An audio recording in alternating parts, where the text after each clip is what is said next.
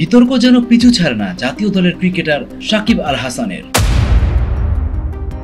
কোটা সংস্কার আন্দোলনের চলাকালে নীরব থেকেই এমনিতেই তোপের মুখে রয়েছেন তিনি। এরই মধ্যে সামাজিক যোগাযোগ মাধ্যমে কয়েকটি ক্লিপ ছড়িয়ে পড়েছে, সেখানে সাকিবের সঙ্গে দেখা গেছে অন্য এক নারীকে। বিষয়টা নিয়ে ক্রিকেট ভক্তদের মধ্যে ব্যাপক সমালোচনা চলছে। বুধবার 14 আগস্ট ভাইরাল হওয়া ভিডিওতে থাকা সেই নারীকে সাবেক অর্থমন্ত্রী আহম মুস্তফা কামালের কন্যা ও বিপিএল এ কুমিল্লা ভিক্টোরিয়ান্সের মালিক নাফিসা কামাল বলে দাবি করেছেন নেটিজনরা। এদিকে বিষয়টি নিয়ে রাতভর নানা সমালোচনা হয়েছে। এমনকি সাকিবের সঙ্গে স্ত্রী উম্মে শিশিরের সঙ্গে বিবাহ বিচ্ছেদের গুঞ্জনও চাউর হয়েছে। সেই সংখ্যা অবশ্যই বেড়েছে শিশিরের কারণেই। সাকিবের সঙ্গে অনেক ছবি ডিলিট করেছেন তিনি। তবে সকালেই ফেসবুকে একটি দীর্ঘ স্ট্যাটাস দিয়ে সাকিবের পক্ষ নিয়েছেন শিশির।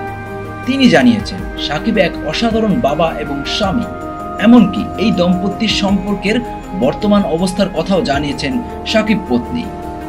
স্ট্যাটাসের শুরুতেই শিশির লিখেছেন, আপনার হয়তো তার ক্যারিয়ার এবং পছন্দ নিয়ে ব্যক্তিগত মতামত থাকতেই পারে, তা আমি অস্বীকার করব না।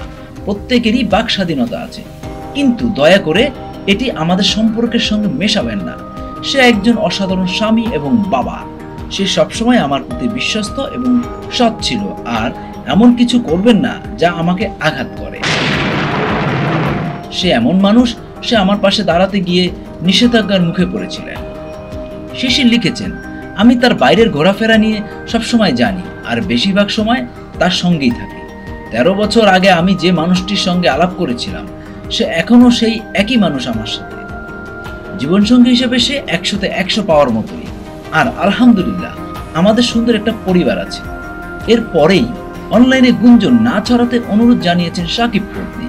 সামাজিক মাধ্যমে ছড়িয়ে পড়া কিছু ছবি বা ভিডিও পুরো ঘটনা বর্ণনা না করে শিশিরের বক্তব্য, যারাই এমন করেছেন তাদের প্রতি আমি বলতে চাই, এসব করে আপনি কিছুই অর্জন করতে পারবেন না।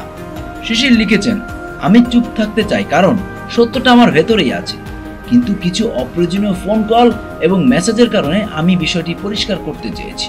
তার এখন পাকিস্তান সিরিজে নজর দেওয়ার সময়, আর আমি পরিবারের দিকে নজর দেব। আমরা সবসময় টিম হয়েছিলাম, আর তেমনি থাকবো ইনশাআল্লাহ। এই স্ট্যাটাসের সঙ্গে নিজের পারিবারিক ছবি যুক্ত করেছেন শিশির। সেখানে তিনি লিখেছেন, আমি আমার কোনো পোস্ট বা ছবি ডিলিট করিনি, কেবল তা প্রাইভেট করেছি।